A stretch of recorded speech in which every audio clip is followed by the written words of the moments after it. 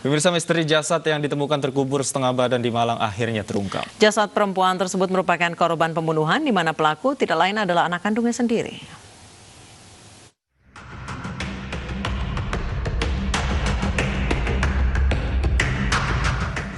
Hanya butuh waktu 2 hari, misteri jasad yang ditemukan terkubur setengah badan di Malang diungkap polisi. Jasad tersebut ternyata korban pembunuhan, di mana pelakunya tak lain adalah anak kandung korban. Dari hasil penyelidikan, kasus pembunuhan berawal setelah pelaku dan korban pergi berkonsultasi ke seorang paranormal di Blitar, Jawa Timur. Mereka mencari petunjuk untuk mendapatkan harta karun. Sang dukun yang belum diketahui namanya memerintahkan keduanya menggali sebuah tempat tak jauh dari warung mereka. Biayai keluarga sama bayar itu apa? Bang. Sama tukangnya tadi. Ya. Apa? Beli barangnya apa? Uang atau barang? Berlian, Pak. Berlian? Iya. Dapat? Udah? Enggak dapat. Belum? Belum. Setelah mendapat petunjuk dari paranormal, korban kemudian berangkat seorang diri ke lokasi dan meminta pelaku menjaga warung. Namun belum selesai korban menggali, pelaku kemudian menyusul korban ke lokasi diduga harta karun terpendam dan mendapati korban dalam kondisi tak sadar karena kelelahan. Ironisnya, melihat ibunya kelelahan, pelaku justru mendorong tubuh korban ke dalam lubang yang digali korban dan menguburnya setengah badan. Korban meninggal karena bagian kepala hingga perut terkubur tanah, sementara dari perut hingga kaki menjuntai ke permukaan. Kasus pembunuhan ini terjadi 2 minggu sebelum jasad korban ditemukan. Polisi menjerat pelaku dengan pasal pembunuhan berencana.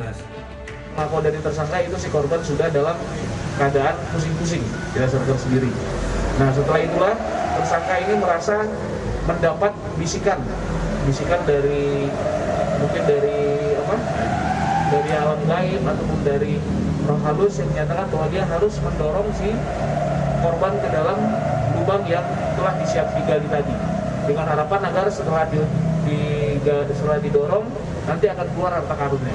Sebelumnya sosok jasad perempuan ditemukan terkubur setengah badan di sebuah lahan kosong milik PT Pembangkit Jawa Bali di pinggir jalan Desa Karangkates, Kecamatan Sumberpucung, Malang, Jawa Timur. Korban pertama kali ditemukan petugas pembersih rumput. Polisi yang mengolah TKP sehari kemudian mendapati identitas korban bernama Mistri 55 tahun, seorang pemilik warung yang hilang selama 2 pekan. Dari Malang, Jawa Timur, Saif Hajarani, iNews melaporkan.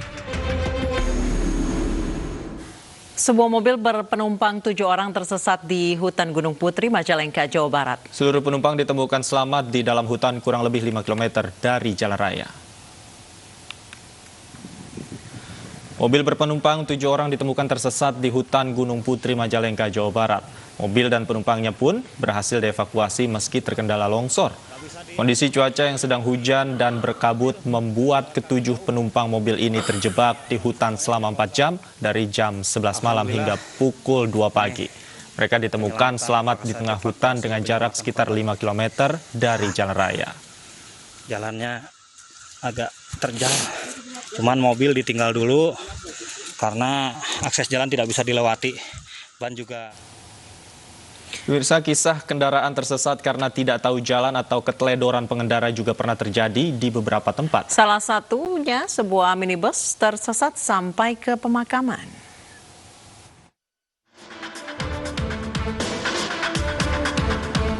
Bermaksud ingin cepat tiba di tempat tujuan, sebuah bus pariwisata terperosok di sawah di Dusun Wonosobo, Tanjung Sari, Gunung Kidul, Yogyakarta. Bus yang mengangkut 40 wisatawan ini terperosok setelah tersasar karena mengikuti arahan aplikasi petunjuk jalan. Bus yang berangkat dari Surabaya ini menuju Pantai Indrayanti. Seluruh penumpang bus naas ini selamat.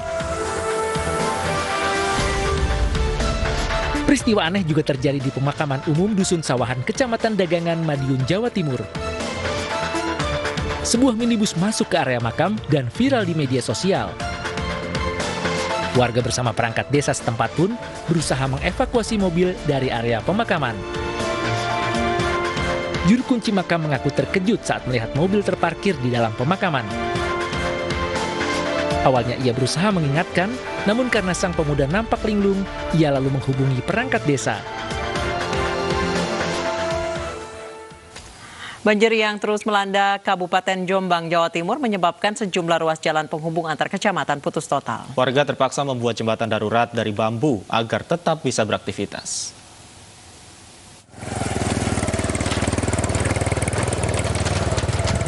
Jembatan bambu ini dibuat secara swadaya oleh warga Kecamatan Bandar Kedung Mulyo, Jombang, Jawa Timur karena badan jalan sepanjang 15 meter ambles diterjang banjir.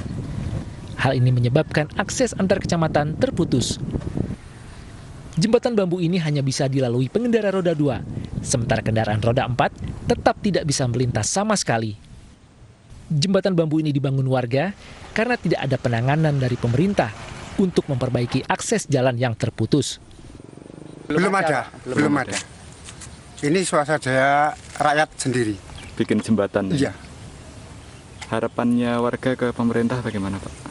Entah, belum ada yang minta dikembalikan lagi. Minta segera dibangun lagi. Iya.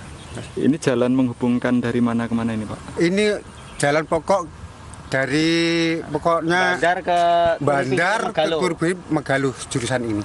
Kalau nggak ada jalan ini, warga harus tidak bisa jalan. Tidak bisa, gitu. Iya.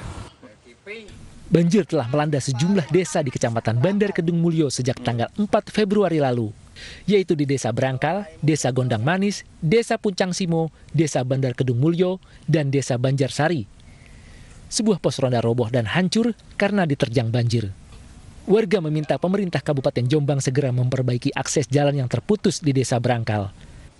Dari Jombang, Jawa Timur, Mukhtar Bagus, iNews melaporkan.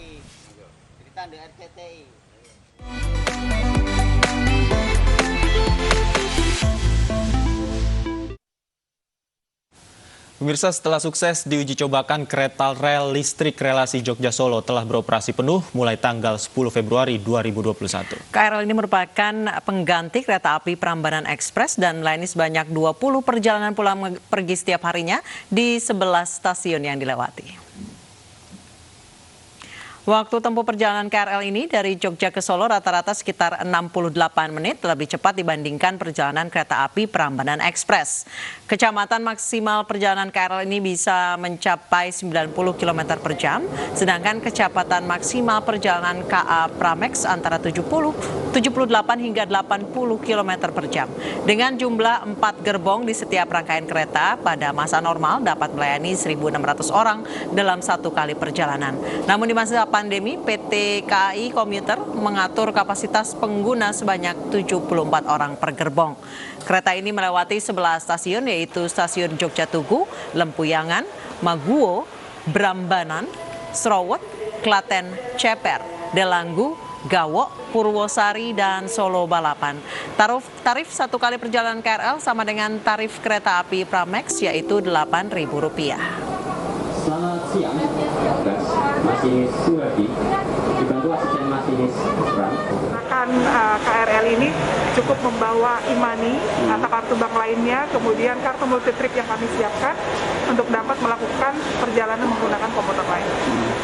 Ini melayani untuk berapa stasiun ya? Iya, jadi yang perlu diketahui juga bahwa ketika Pramex itu melayani hanya 7 stasiun, saat ini kami melayani 11 stasiun.